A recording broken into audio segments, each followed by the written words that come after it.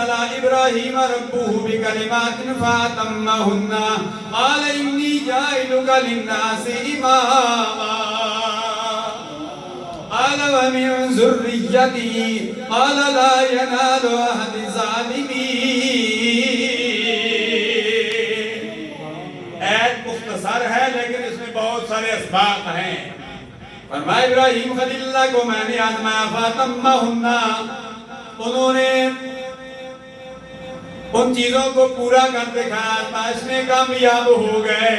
ابراہیم خلیل اللہ نے اپنے بچے کو ذبح کرنے کے لیے تیار ہو گئے، وطن چھوڑنے کے لیے تیار ہو گئے، آگ میں ڈالنے کے لیے تیار ہو گئے.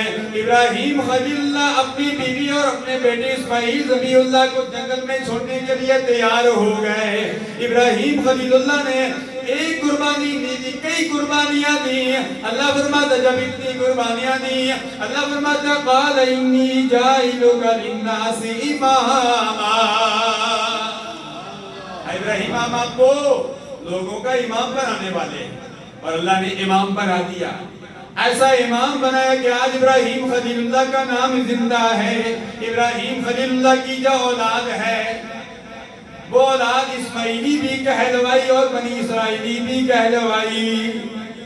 جو ابراہیم خلیل اللہ کے دو شہزادے، جو حضرت اسحاق کی اولاد ہے، اسحاق کا بیٹا یعقوب، یعقوب کا بیٹا حضرت یوسف علیہ السلام. جو حضرت اسحاق علیہ السلام کی اولاد تھی وہ بنی اسرائیل کہلوائی، اور جو حضرت اسماعیل ذبیح اللہ کی اولاد تھی وہ بنی اسماعیل کہلوائی. میرے اور آپ کے آقا نامدار صلی اللہ علیہ وسلم بنی اسماعیل میں سے ہیں. اور اللہ نے آخر میں یہ اور فیصلہ کر دیا، بڑے نقطے کی بات ہے. قال لا ينال عهد الظالمين.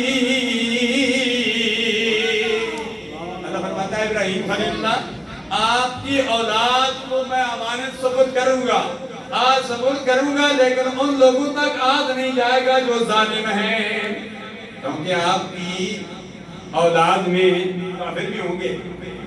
ظاہر ہے حضرت ابراہیم خلیل اللہ کا دیکھو، آپ کے باپ کا نام ہے حضرت طارق، اور آپ کے چچا کا نام ہے آزر. آزر بت فروش تھا، بت بناتا تھا، بت بوجھتا تھا، بتوں کی پوجا کرتا تھا. اور حضرت طارق اس سے پاک تھے. اس لحاظ سے سرکار فرماتے ہیں میں ہمیشہ پاک صبح سے پاک رحموں کی طرح منتقل ہوتا